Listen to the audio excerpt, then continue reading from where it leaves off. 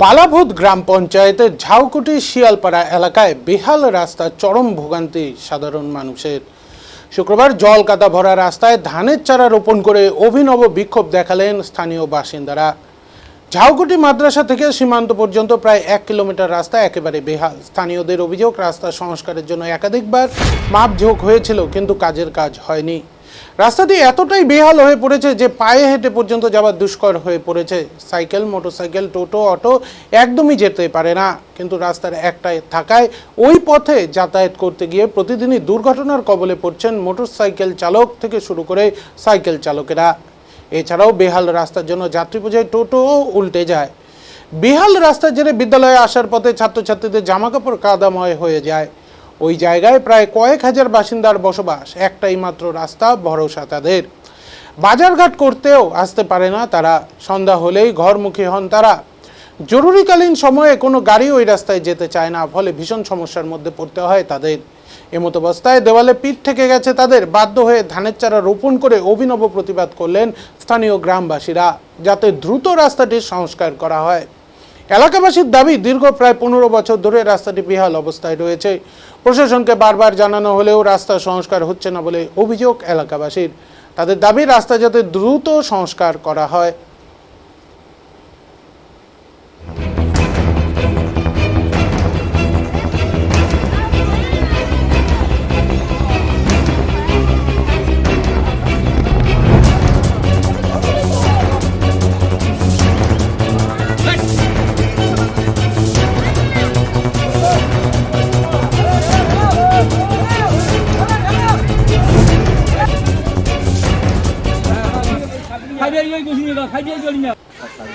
আমাদের গ্রামের নামটা ঝাউকুটি, কিন্তু পাড়াটার নাম হচ্ছে শিয়ালখোড়া।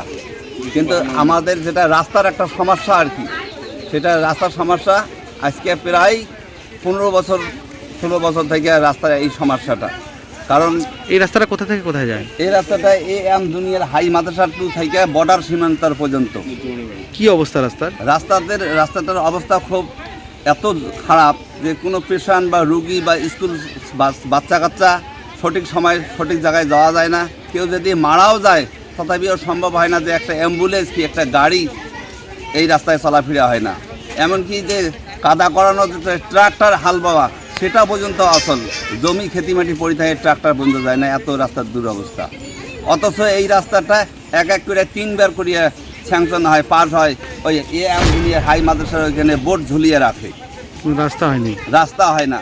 সেই বোটে দেখতেছি 17 লাখ টাকা টেন্ডার একবার হলো।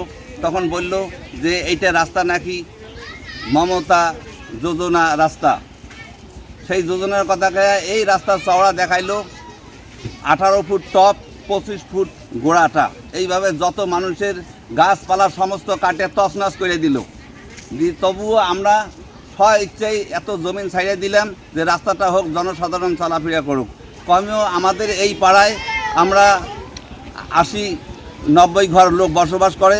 সবাই এমন দারিদ্রতা, গরিব মানুষ, সেটা 6 মাস করে ভেটাই থাকে। তখন ওই ফাঁকেই এরা এই রাস্তাটায় সাইনবোর্ড লাগিয়ে রাস্তার কাজে স্যাংশন করিয়ে মানে টাকা তুলে মারামারি টাকাটা করে নষ্ট করে দেয়। রাস্তার কাজ মোটরতে করে না। কি দাবি রাখছেন এখন সরকারের কাছে? আমরা এই দাবি করতেছি সরকারের কাছে যাতে আমার এই রাস্তাটা করে দেওয়া হয় এবং সুব্যবস্থা করে দেওয়া হোক। এইটাই বর্তমান সরকারের কাছে আমাদের একটি আবেদন। আপনার নাম? আমার গ্রামের নাম হলো তো ঝাউকুটি। আমার এই রাস্তা আজকে 15-16 বছর থেকে এই দুরহাল অবস্থা। আমরা সবাই কষ্টর মাধ্যমে যাতায়াত করি। অনেক পঞ্চায়েত প্রধানকে বলা হয়েছে, ওরা বলছে কাজ করব, কিন্তু কাজ করে না। স্কুলের ছাত্রছাত্রী সব কষ্টের মাধ্যমে এদিকে চলাফেরা করে। বর্ষা আসলে অনেক জল হয়, সমস্যার মাধ্যমে অ্যাম্বুলেন্স তো ঢুকতেই পারে না। রুগী মনে করো যে কাঁধে করে নিয়ে রাস্তায় যাইতে লাগে, বিহাল সমস্যা। কত লোকের বসবাস এখানে? এখানে মোটামুটি 400-500 লোকের বসবাস। এই রাস্তার কি কোনো দাবি জানিয়েছিলেন এর আগে পঞ্চায়েত? রাস্তার দাবি অনেক জানিয়েছিলাম পঞ্চায়েত প্রধানকে। ওরা সবাই গেলে আমাকে আশা প্রদান করতো যে হবে, কিন্তু কোনো গুরুত্ব নিচ্ছে না। কোনো কি রাস্তার টেন্ডার হয়েছিল আগে?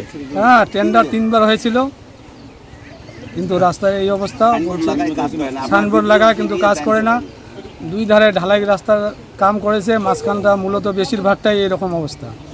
আচ্ছা, মানে আপনারা চরম সমস্যায় আছেন। তো একদম চরম সমস্যা আছে। আমরা কি দাবি রাখছেন? দাবি রাখছি, আশা করি এই রাস্তাটা ভালো হোক, ভালো করে দেখ, এখানকার বসবাসকারী সব শান্তিতে যাতে চলাফেরা করতে পারে। আচ্ছা, আপনার নাম? খাইবে ওই গুছিয়ে নিবা, খাইবে চলি না, ওরা গুছিয়ে নিবা, ওই আমার সাথে ব্যবস্থা